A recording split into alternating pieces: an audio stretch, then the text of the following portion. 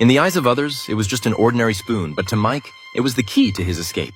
He started by rubbing the spoon back and forth on the sole of his shoe, then asked the prison guard for a clean one. With the help of his teammates, he took a spoon right in front of the guard. But if you looked closely, he actually took two.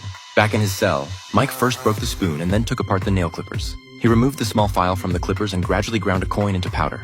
Once he had enough, he stuffed the powder into the joint between the spoon handle and the nail clipper components. He then lit a match and melted the metal parts together, creating a specialized tool for his escape. Next, Mike moved the box aside, laid a cloth on the floor, and started chiseling a hole in the wall facing the ventilation duct. With the right tool in hand, his efficiency was much higher. During the day, he would secretly carry the chiseled limestone out of his cell to avoid leaving traces. After 3 months, Mike had chiseled a hole large enough for a person to pass through. However, the vent was embedded in the wall and couldn't be removed by hand. So, Mike stole a metal wedge while working. Unfortunately, both ends of the wedge were metal, and the metal detector went off during the security check. Before the guards could react, Mike calmly took out the wedge and said he wanted to take it back to hang clothes. The guards didn't agree and even searched him from head to toe. But surprisingly, when he returned to his cell, he pulled out another wedge from the sole of his shoe. It turned out that the earlier scene was just a distraction. Mike then inserted the wedge into the vent, and with a gentle kick, the vent loosened and fell off. However, he didn't act immediately. To avoid suspicion, he made a disguise out of newspaper. He soaked the newspaper in water, molded it into a square, let it air dry, and then painted it a color similar to the wall, creating a realistic fake vent. Moreover, he made a fake model, coated it with dirt, and stuck hair on it to disguise it as himself on the bed. When everything was ready, Mike quietly crawled into the tunnel leading to freedom. Before leaving, Mike carefully restored the iron net to its original state to avoid exposing his actions. Behind the cell was a narrow drainage pipe, and he slowly climbed up along this passage. But when he reached the top, he discovered that there was no way forward. The only exit was an iron window on the ceiling, but no matter how high he jumped, he couldn't reach it. Just then, a prison guard came to patrol. Seeing Mike asleep so early, he felt a bit strange. The inmate next door quickly explained that Mike wasn't feeling well and had gone to bed early. The guard was about to leave when his baton accidentally fell, making a loud noise, but Mike showed no reaction. This made the guard suspicious, and he was about to check on Mike when Mike had already quietly returned to his bed, successfully avoiding a close call. The next day at mealtime, Mike found 3 of his fellow inmates and proposed escaping together. He knew that without cooperation, the plan would be impossible to achieve. Everyone agreed to join after hearing his proposal. At night, Mike found the teammate who had already chiseled through the wall, and they went together to the iron window on the top floor.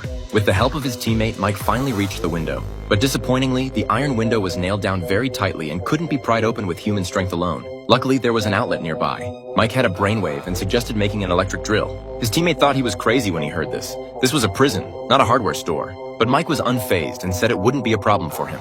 It just so happened that the prison band was performing that day. Mike set his sights on the small fan on stage. When the performance ended, he took the opportunity to hide the fan in his box with a swift and neat movement. His teammate, seeing this, was even more nervous than him. When leaving, the guard proposed randomly inspecting an inmate's box. Unexpectedly, Mike voluntarily raised his own box and requested an inspection. The guard, seeing his calm demeanor and then looking at his visibly nervous teammate, finally decided to inspect the teammate's box instead. With his strong mental fortitude, Mike successfully avoided the risk. That night, using tools provided by other teammates, he converted the electric fan into a makeshift electric drill. He then collaborated with his teammate again to climb up to the iron window. His teammate handed him a crowbar, and Mike pried off part of the window, finally making it out. But just then, his teammate accidentally dropped a tool, and the noise instantly drew the attention of the prison guards. However, the guards patrolled the second floor and found nothing unusual. Meanwhile, Mike, unaware of the situation outside, was using his homemade electric drill to drill holes in the rivets of the iron window. Although the tool was slow, it made very little noise, so the patrolling guards just went through the motions and left quickly. In this way, Mike persisted for half a month and finally solved the iron window problem. Afterward, Mike discussed with his teammates and decided to act that night. However, before they set off, an unexpected event occurred. The warden conducted a surprise inspection of the cells and happened to come to Mike's room. The guards took out his bedding and thoroughly scanned it with a metal detector. At the same time, the warden entered the room and opened the box, revealing the vent behind it. Fortunately, Mike was well prepared, and the fake vent he made was so realistic that it was almost indistinguishable. The guards also didn't find any contraband outside, so they left. The real moment of escape finally arrived. In the dead of night, the 3 of them set off.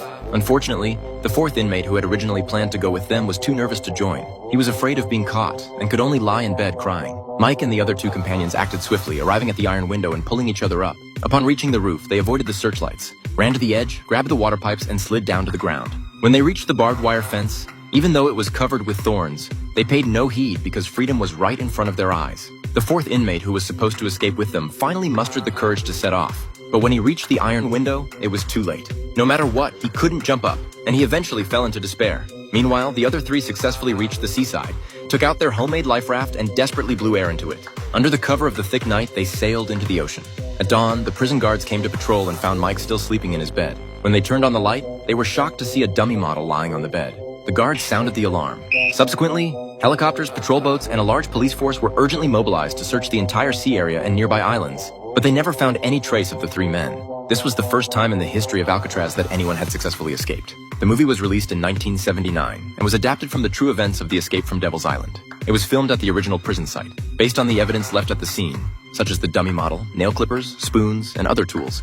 The movie tried to recreate the entire escape process as realistically as possible. The police never stopped chasing the three men, but half a century later, they had vanished without a trace. Whether they are still alive remains unknown to this day.